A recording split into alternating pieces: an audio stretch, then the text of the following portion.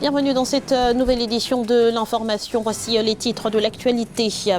La victoire massive du oui au référendum constitutionnel, vivement rejetée en Guinée, rejetée par le Front national de défense de la Constitution et l'opposition qui réclame d'ailleurs une enquête sur les violences enregistrées en marge de ce scrutin. Le Bénin n'a pas les moyens de confiner totalement sa population. C'est ce qu'a affirmé le président Patrice Talon, qui assume pleinement sa décision de ne pas recourir à cette mesure dans le cadre de la lutte contre le coronavirus. Et puis 1500 agents de santé bientôt recrutés au Niger. Une annonce du président Mahamadou Issoufou pour faire face à la pandémie de Covid-19. Les détails à suivre dans ce journal. Je vous le disais en titre, en Guinée, l'opposition rejette avec fermeté la victoire massive du oui au référendum constitutionnel du 22 mars. Elle dénonce la volonté manifeste du président Alpha Condé de vouloir briguer un troisième mandat, et ce, malgré une contestation populaire qui a déjà coûté la vie à plusieurs personnes. Les détails avec Aïssatou Diamanka-Besland. L'opposition rejette la victoire massive du oui au référendum constitutionnel du 22 mars. Un projet référendaire qui pourrait permettre au président Alpha Condé de briguer un troisième mandat fin 2020. Les résultats auxquels vous faites allusion ne concernent pas le peuple de Guinée. C'est des résultats concoctés par la CENI, l'organe électoral, le gouvernement et le parti au pouvoir, le RPG. Notre position reste très claire. Nous ne reconnaîtrons pas les institutions issues de cette constitution de M. Alpha Condé. Nous ne reconnaîtrons que la constitution en vigueur. D'après les résultats annoncés par la CENI, Commission électorale nationale indépendante le 27 mars, le oui l'emporte avec 91,59% des suffrages. Les organisations régionales, Union africaine, CEDEAO, mais aussi les États-Unis et la France ont émis des critiques sur le déroulement du scrutin.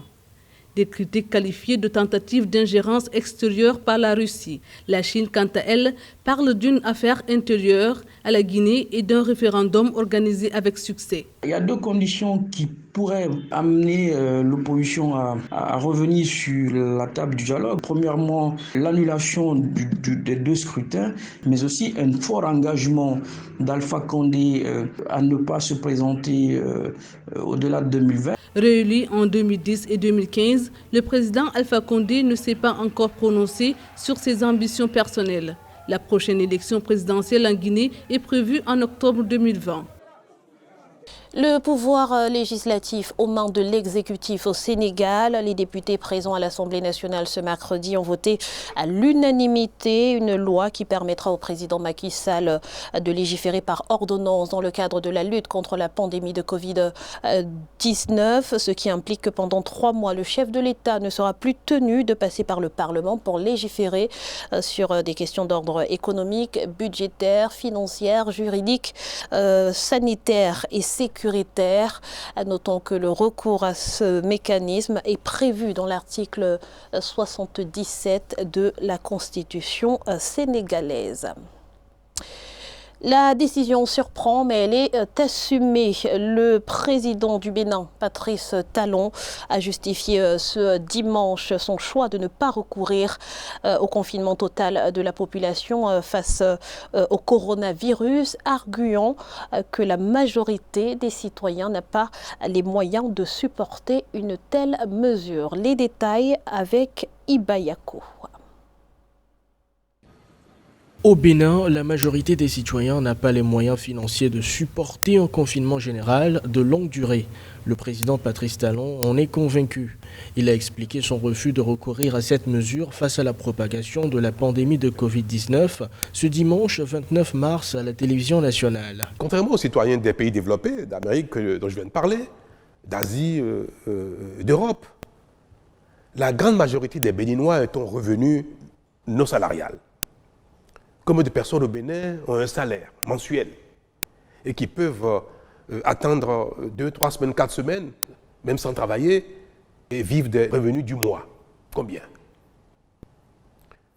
Comment peut-on donc, dans un tel contexte, où la plupart de nos concitoyens donnent la popote avec les revenus de la veille, comment donc peut-on décréter sans préavis un confinement général de longue durée. Dans le contexte socio-économique actuel du pays, les mesures de confinement général seraient contre-productives et pourraient mener à une insuffisance alimentaire. Le chef de l'État a néanmoins insisté sur la nécessité de combattre avec tous les moyens possibles la progression de la pandémie dans le pays. Les mesures adoptées par le gouvernement, ces mesures-là doivent être renforcées. Ne pas prioriser le confinement en laissant les frontières, en laissant l'aéroport, parce que ça continue là. On vient de dire qu'on a encore détecté 3 nouveaux cas. Parmi les gens qui sont confinés, on annonce qu'il y a des cas de porteurs de Covid-19 parmi les gens qui sont confinés 14 jours dans les hôtels. D'autres seront libérés aujourd'hui. Dorénavant, toute la société béninoise attend les prochaines décisions du gouvernement pour contrer cette crise sanitaire. En Éthiopie, les électeurs vont devoir encore faire preuve de patience face aux contraintes logistiques et surtout sanitaires. Le Bureau électoral national éthiopien a décidé de reporter les élections générales d'août 2020 à une date ultérieure. Il faut dire que l'enregistrement des électeurs et le recrutement et la formation de 150 000 agents électoraux est sérieusement compromis en raison de la propagation du coronavirus. Notons que l'opposition ne s'est pas opposée à l'ajournement de ce scrutin très attendu. Au grand mot, les grands moyens, le président nigérien Mahamadou Issoufou annonce le recrutement de 1500 agents de santé supplémentaires pour faire face à la pandémie de Covid-19. Ils intégreront le corps médical dès que possible. Voyez ce reportage de Sadou Alizé Mokhtar, notre correspondant au Niger. 1500 agents de santé vont être recrutés dans la fonction publique nigérienne. Les recrues seront pour l'essentiel du personnel intervenant dans les services de soins. Entre autres, 1000 professionnels de santé non médecins, 200 contractuels de santé, 275 médecins et 25 pharmaciens. Nous ne pouvons que saluer cela, mais il faut le dire que ça reste encore du fait que malgré les 60 qui ont été recrutés l'année passée en 2019 et les 275 annoncés par l'arrêté du ministre le 27 mars 2020, il va encore rester à peu près, en tout cas plus de 400 médecins, voire 500 médecins qui seront disponibles, qui seront en chômage. En 2019, le corps médical nigérien était composé de 1500 médecins d'après les chiffres communiqués par le gouvernement, ce qui en termes de ratio équivaut à un médecin pour plus de 15 000 personnes, alors que le besoin en termes d'agents de santé est estimé à plus de 3800 agents selon le ministère de la Santé. Nous avions accueilli avec joie cette instruction que nous attendions d'ailleurs bien avant Corona. C'est un ouf vraiment d'avoir cette prouesse de recrutement que nous avions attendu depuis longtemps. Nous l'avions attendu en 2019, ce n'est pas arrivé.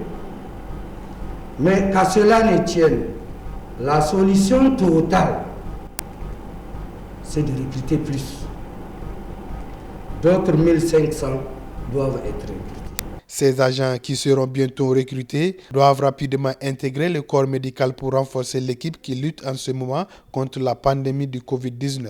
Le nombre de cas d'infection au coronavirus au Niger est passé à 34, dont 3 décès, avec 7 nouveaux cas enregistrés ce mardi. Ces 7 nouveaux cas, dont 6 hommes, sont tous de nationalité nigérienne et résidant à Niamey, la capitale. Au Burkina Faso, la lutte contre le coronavirus est l'affaire de tous. Depuis son palais royal, Sa Majesté Mogonaba, empereur des Mosées, a appelé les populations au respect strict des mesures préventives, tout en appelant le gouvernement à mettre en place des mesures d'accompagnement. Plus de détails dans ce reportage de Jean-Paul Ouedraogo, notre correspondant au Burkina Faso. Plus de 3 semaines après les premiers cas de Covid-19 enregistrés au Burkina Faso, le Mogonaba Bango, empereur des Mossé, a lancé ce mardi 31 mars 2020 un appel aux forces vives de la nation. Depuis le palais royal, en présence de ses ministres et dans le respect des principes des rencontres restreintes, il a invité les populations au respect des mesures gouvernementales dans le cadre de la lutte contre la propagation de la pandémie.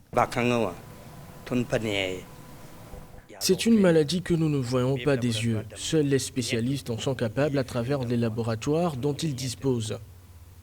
C'est une maladie virale et très contagieuse qui fait des ravages. C'est la raison pour laquelle nous invitons les populations au respect des mesures édictées dans le cadre de la lutte contre la pandémie.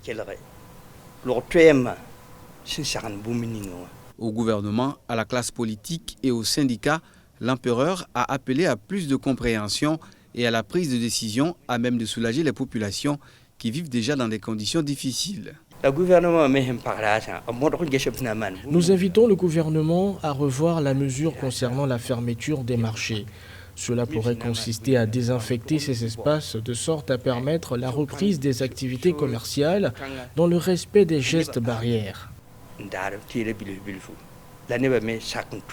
Saluant les forces de défense pour la sécurité assurée durant le couvre-feu instauré, l'empereur a indiqué que cet exercice relève du devoir de la chefferie traditionnelle.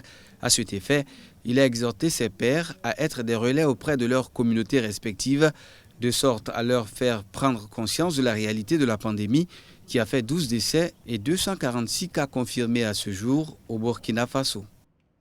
De son côté, le Cameroun va bénéficier d'un appui financier de 500 millions de francs CFA pour faire face à la maladie.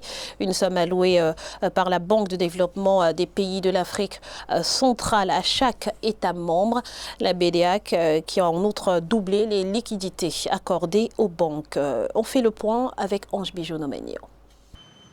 Le Cameroun va recevoir un appui financier de 500 millions de francs CFA. Ce fonds devrait permettre au pays de renforcer son économie en cette période de crise sanitaire. D'autres pays de la sous-région vont également bénéficier de ce fonds qui a été alloué par la Banque de développement des pays de l'Afrique centrale.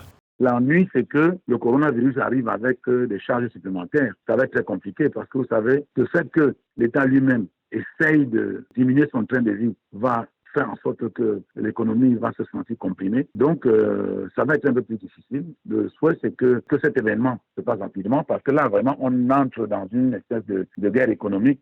Pour faire face au coronavirus et à la chute des prix du pétrole, la Banque centrale des 6 pays membres de la CEMAC a décidé de doubler de 240 milliards à 500 milliards de francs CFA les liquidités accordées aux banques pour appuyer l'économie. Une aggravation de la propagation du virus pourrait entraîner une récession dans la région avec un taux de croissance en recul de plus 2% en 2019 à moins 1,6% en 2020. On va rentrer, n'est-ce pas, dans une situation où le travail est de moins en moins effectif, où les gens vont produire de moins en moins et on va entrer dans une récession. Il y aura, n'est-ce pas, l'économie de la guerre économique également, c'est-à-dire qu'il faudrait que les entreprises essayent de trouver un autre mode opératoire.